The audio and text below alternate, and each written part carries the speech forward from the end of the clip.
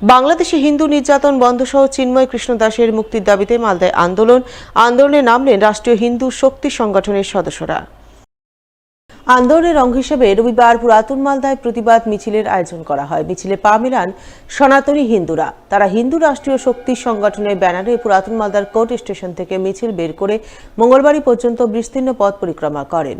মিছিলে সামিল সংগঠনভুক্ত সনাতনীরা খোল করতাল বাজিয়ে হরিনাম সংকীর্তন গেয়ে বিভিন্ন পথ পরিক্রমা করেন। সেই সঙ্গে বাংলাদেশে হিন্দু নির্যাতনের প্রতিবাদে সুর চড়ান এবং বাংলাদেশে অন্যায়ভাবে গ্রেপ্তার করা চিন্ময় কৃষ্ণ দাসের মুক্তির দাবিতে সোচ্চার হন। এদিনের এই মিছিলে নেতৃত্ব দেন রাষ্ট্রীয় হিন্দু শক্তি সংগঠনের রাজ্য সভাপতি শুভঙ্কর বৈদ্য সহ সভাপতি শেখর রায়, জেলা সভাপতি শুভঙ্কর দত্ত মজুমদার সহ অন্যান্যরা।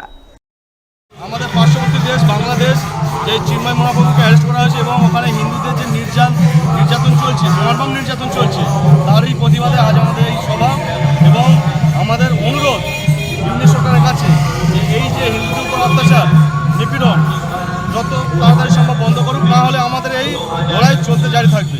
আর যেই মুহূর্তে আমাদের এই লড়াই চলতে ওনাকে অনুরোধ করব যেন ওনার লিমিট ক্রস না করে।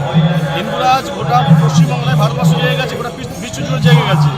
যদি হিন্দুরা নিজেদের অধিকার হরানোর জন্য ভোটার পাস করে, ইংলিশের পক্ষে সামনে খুব টাফ হয়ে যাবে।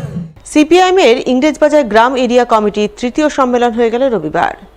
এদিন সম্মেলন অনুষ্ঠিত হয় ইংরেজবাজারে অমৃতি এলাকার এক বেসরকারি লজে। সম্মেলন শুরুর প্রাক্কালে সিপিআইএমের নেতাকর্মীরা মিলে অমৃতি এলাকায় মিছিল বের করেন। মিছিল শেষে দলীয় পতাকা উত্তোলন এবং শহীদ বেদিতে শ্রদ্ধার্ঘ্য অর্পণের মাধ্যমে সম্মেলন শুরু হয়। সম্মেলনে উপস্থিত ছিলেন সিপিআইএম জেলা সম্পাদক মণ্ডলীর সদস্য কৌশিক মিশ্র, সিপিআইএম নেতা একরাম হোসেন, জয়ন্ত পোদ্দার, ঔরঙ্গজেব হোসেন সহ আরও অনেকেই। তারা সকলে মিলে এদিন সম্মেলনে সাংগঠনিক নানান বিষয় নিয়ে আলাপ আলোচনা করেন এবং সবশেষে আগামী 3 বছরের জন্য সিপিআইএমের ইংরেজবাজার গ্রামীণ এরিয়া কমিটির নতুন নেতৃত্ব নির্বাচন করেন বলে জানা গেছে।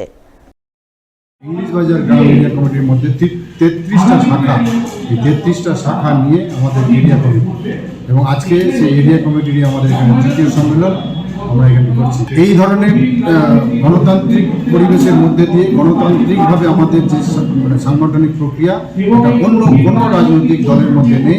সারা পৃথিবীর মধ্যে যে আমাদের এই মার্ক্সবাদী কমিউনিস্ট পার্টি আছে, একমাত্র আমাদেরই দল, যেখানে প্রত্যেকটা মানুষ তার নিজস্ব গণতান্ত্রিক মতামত এবং নিজের নেতা নির্বাচিত করতে পারে।